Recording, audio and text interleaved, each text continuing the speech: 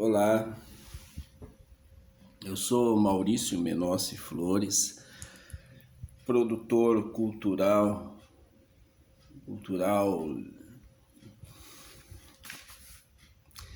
produtor cultural amador. E é o seguinte, depois da apresentação de O Presidente Negro, monólogo teatral, teleteatral, inspirado em Monteiro Lobato, no romance O Presidente Negro, eu detectei problemas no texto que eu escrevi. E é nesse intuito de apontar esses problemas, ou melhor, corrigir com a leitura, né? Comparando a leitura com a apresentação, vocês verão onde estão os erros, até porque lá na descrição da apresentação eu coloquei as erratas e fui mexer no texto, obviamente. Teatro é isso faz parte da linguagem teatro. Esse é o barato do teatro, um dos baratos, né? Acho que é a única linguagem que tem essa prerrogativa. Vamos lá. De fato, é possível fazer assim tudo, mas intrínseca à linguagem, né? Uma prerrogativa intrínseca à linguagem artística. Então, farei uma nova leitura de O Presidente Negro. O Presidente Negro, teatro e teleteatro. Ayrton Lobo entra com pasta de alça, igual estivesse carregando uma bandeja. Em cima dela estão o sapato e o cinto. Acabou de chegar da casa de Miss Jane, cansado da viagem de trem. Veste terno e camiseta com arte alusiva à própria peça, feita pelo protagonista. A arte foi feita pelo próprio protagonista, que é Ayrton Lobo. Está de chapéu, traz um aparelho de som portátil. Em 1926, seria uma radiola. Coloca tudo no chão. Tira um caderno e uma caneta da pasta, que continua no chão, e solta o primeiro samba. O personagem escreve no caderno que tirou da pasta, falando para si mesmo em voz forte e clara, perturbado com o próprio fato de ter de escrever o romance. Põe-se a dizer o primeiro parágrafo do primeiro capítulo do livro O Presidente Negro, em processo de criação do próprio, ou seja, do livro. Ele estaria escrevendo o livro. Achava-me um dia diante dos guichês do London Bank, à espera de que o pagador gritasse a minha chapa, quando via cochilar num banco ao fundo certo corretor de negócios meu conhecido. Fui-me a ele, alegre da oportunidade de iludir o fastio da espera com uns dedos de prosa amiga. Falando consigo, primeiro parágrafo do primeiro capítulo do romance de Monteiro Lobato, O Presidente Negro. Miss Jane vai odiar isso. KKKKKK. E chega dessa história de escrever um livro. Falando consigo ainda. Em outro momento, no mesmo lugar, com atitudes diferentes, está feliz. Coloca o cinto, calça os sapatos e pendura a pasta no ombro, evidenciando a passagem de tempo. Ayrton Lobo, o protagonista, está se preparando para a palestra de lançamento do seu livro, O Presidente Negro. Ao colocar o segundo pé de sapato, percebe ter esquecido de colocar a meia já no primeiro pé, que já estava calçado. Procura as meias, apalpando-se, e não encontra. Conformado, coloca a pasta no ombro. Está no segundo samba, através do aparelho de som. O samba está lá tocando no aparelho de som. Pausa o aparelho de som, dando o seguinte texto, agora já diante do público, proferindo palestra de lançamento do livro Presidente Negro. Meu nome é Ayrton Lobo e eu trabalhava na Sapato e Cia. Naquela época, acreditava que ter um automóvel, tornar-se um rodante, era ser alguém superior aos demais. Depois de muitas economias, pude andar com meu Ford em disparada, acionando a buzina claxon, não sei, preciso ver a pronúncia correta disso, e fazendo todos saírem da frente aos meus gritos: arreda, fom, fom. Dirigindo meu automóvel, fui a trabalho em outra cidade. Poderia ter ido de trem, mas afinal recebi, devido ao veículo, até um merecido aumento de salário. Ia na velocidade máxima, 60 km por hora.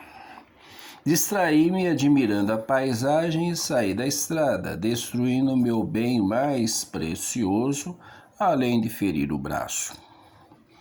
Socorrido pelos empregados do professor Benson, do qual ouvira falar na fila do London Bank, estando ele por lá, diziam nunca perder no jogo da Bolsa de Valores, tendo angariado fortuna.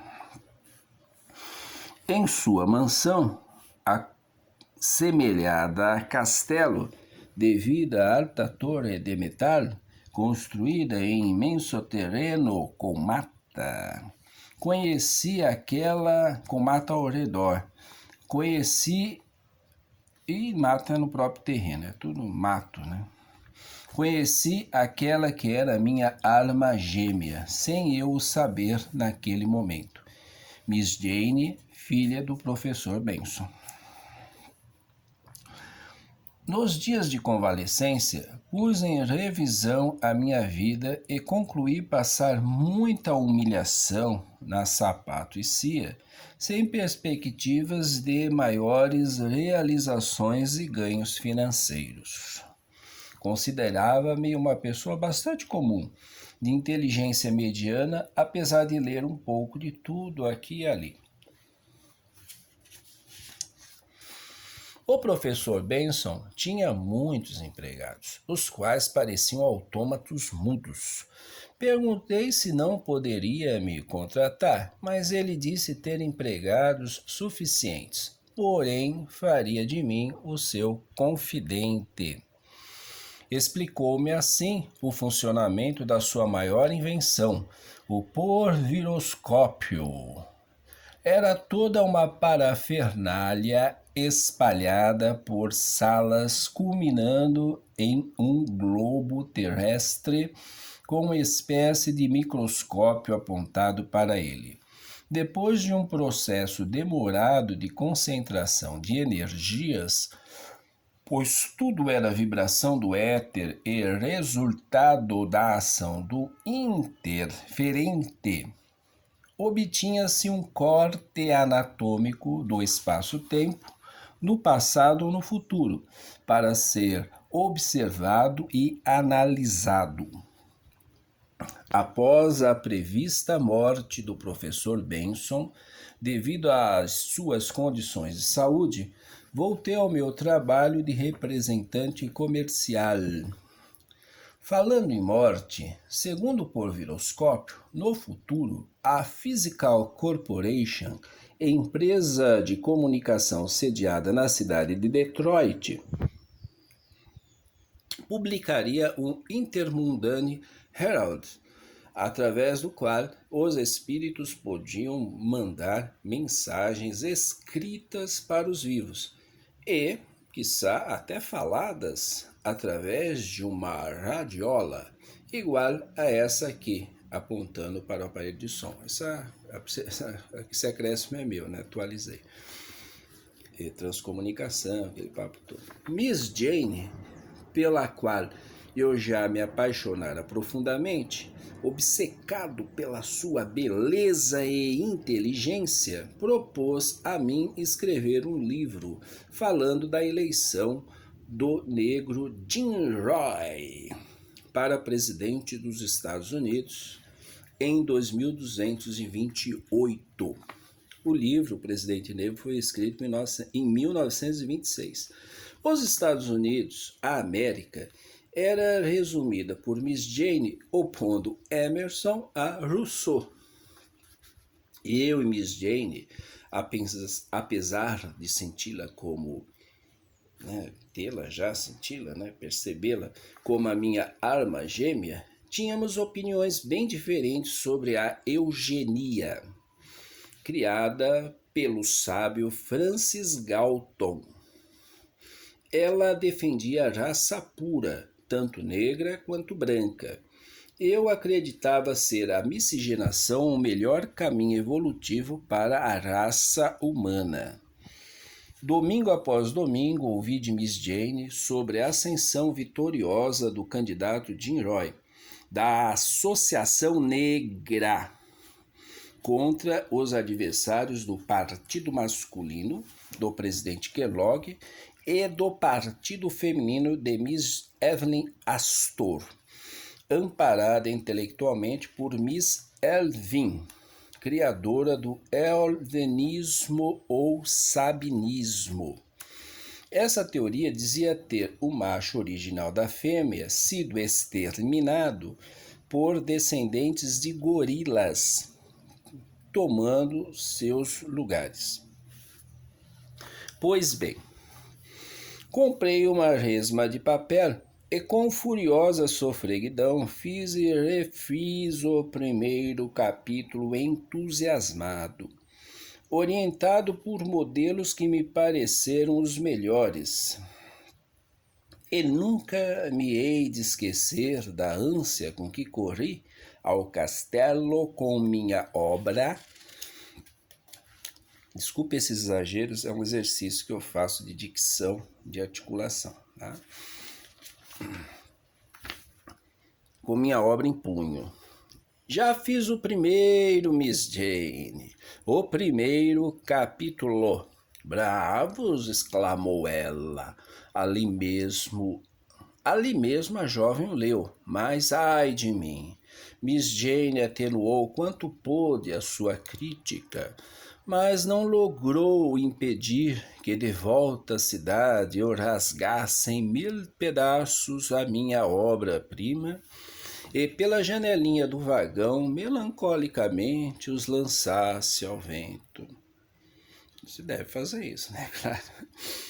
Azedei a semana inteira e no próximo domingo reapareci no castelo de mãos vazias.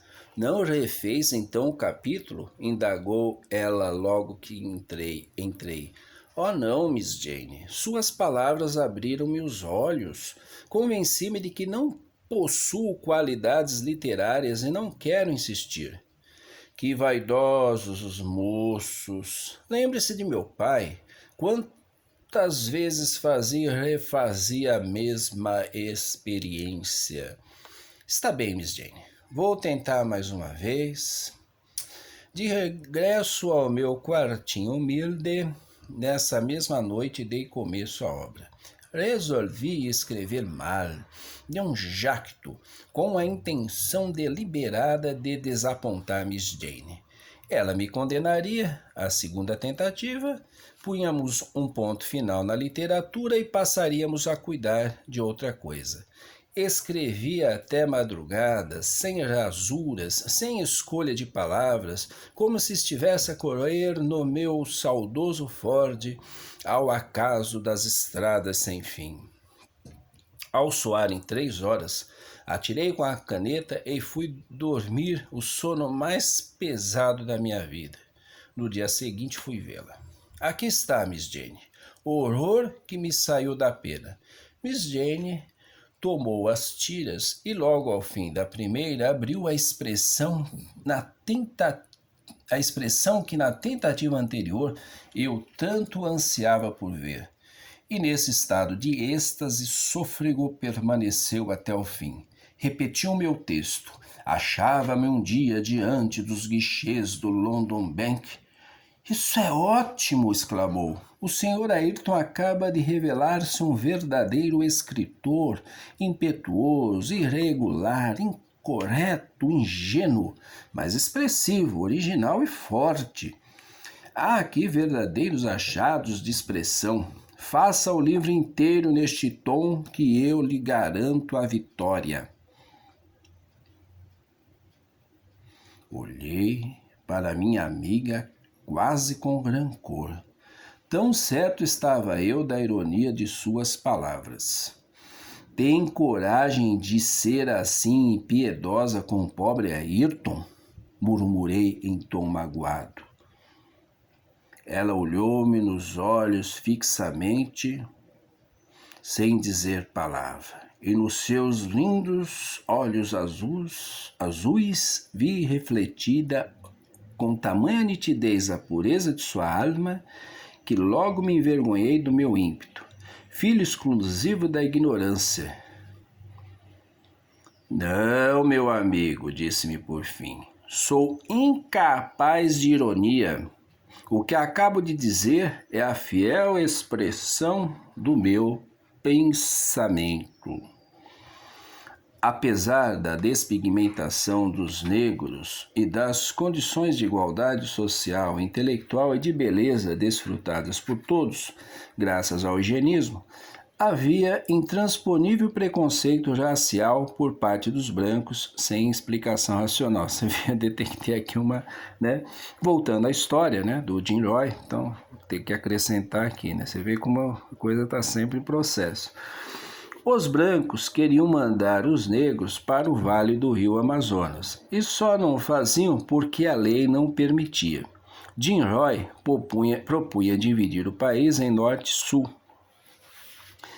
As eleições aconteceram, com os cidadãos escolhendo seus candidatos em suas próprias casas, graças à tecnologia da época. O resultado saiu em minutos no painel eletrônico gigante. Vencera Jim Roy, deixando brancos e feministas em desespero.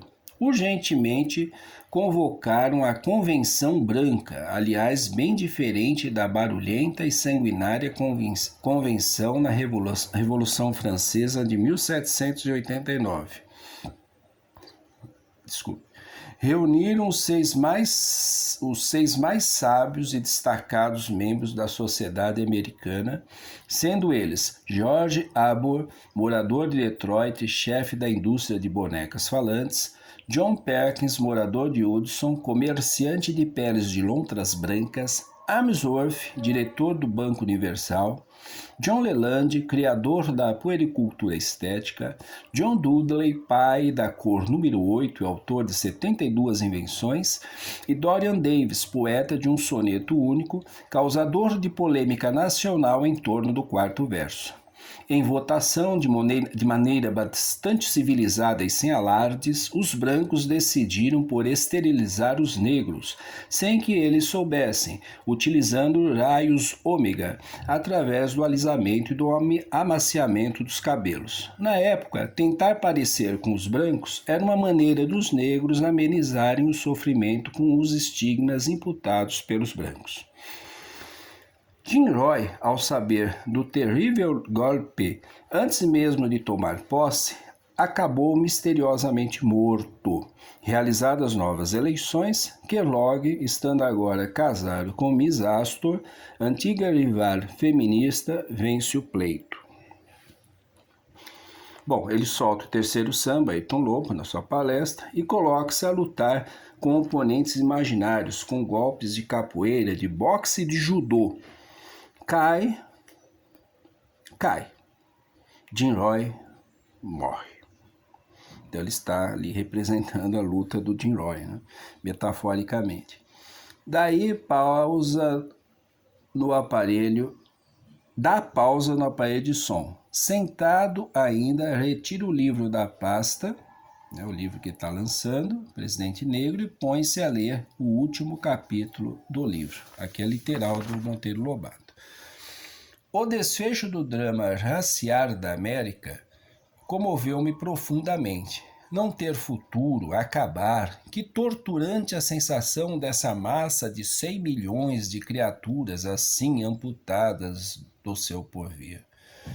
Por outro lado, que maravilhoso surto não ia ter na América o homem branco a expandir-se libérrimo na sua Canaã prodigiosa.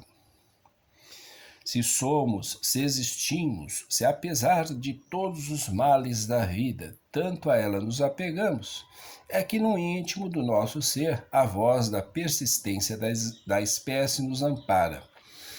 A meio da vida de cada criatura já é a prole que lhe dá coragem de a viver até o fim. O celibatário, ser que vale por triste ponto final, sente-se um corpo estranho no tumulto biológico, quase um amaldiçoado. Eu sou um celibatário, né? Espero manter assim até o final. Que dizer de um povo inteiro assim amputado da sua descendência? A ver-se envelhecer sem um choro de criança que o faça pensar na manhã. Dia final, dia já em crepúsculo rápido para uma noite eterna. Fosse eu um filósofo e teria ali matéria para esmoer o cérebro no imaginar e reimaginar a infinita maravilha do formidando quadro. Mas não era filósofo. Quem ama não filosofa, apenas suspira, e eu suspirava de comover Penedos. Jane. Trecho do último capítulo do romance de Monteiro Lobato, Presidente Negro. Como eu disse, né? Foi literal, foi lido, né? Pelo personagem, é lido pelo personagem durante a apresentação. Aqui a leitura é interrompida e Ayrton Lobo levanta-se, solta o terceiro samba, o final, no aparelho de som e começa a sambar. Depois de alguns passos, diz: se querem saber o final da história, comprem o meu livro. Vejo vocês na fila de autógrafos. Bom divertimento. Bye. Sai cantando. Quando eu morrer, não quero choro nem vela. Está dançando o samba e mostrando o livro. Na capa é dito: o Presidente Negro, Ayrton Lobo, editora Aparição. Certo, né? Eu que fiz essa capa. A arte da capa é do próprio autor.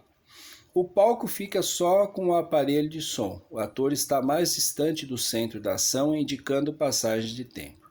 Dados alguns segundos, Ayrton Lobo volta para a cena, né? Está em seu quarto, depois da sensacional noite de autógrafos. Fica olhando para o aparelho de som e, cansado, desliga-o, com um gesto dos braços involuntário, de esgotamento, vindo do inconsciente e do condicionamento. Apalpa o bolso do paletó. Encontra as meias, as quais procurava no início da peça, quando estava calçando os sapatos. Diz para si mesmo, em voz audível, olhando e sorrindo para o público. Assim, né? Como se estivesse lá no quartinho dele, né? Falando para si mesmo, né? Mas está falando para o público. Né? Olha, encontrei as minhas meias. Cumprimenta e sai. Né? Tem processo em revisão. Então, vocês viram que até tem que ter mais algumas problemáticas, alguns problemas aí, né? Algumas questões problemáticas aí. E teatro é isso, né? Tá em processo, entendeu?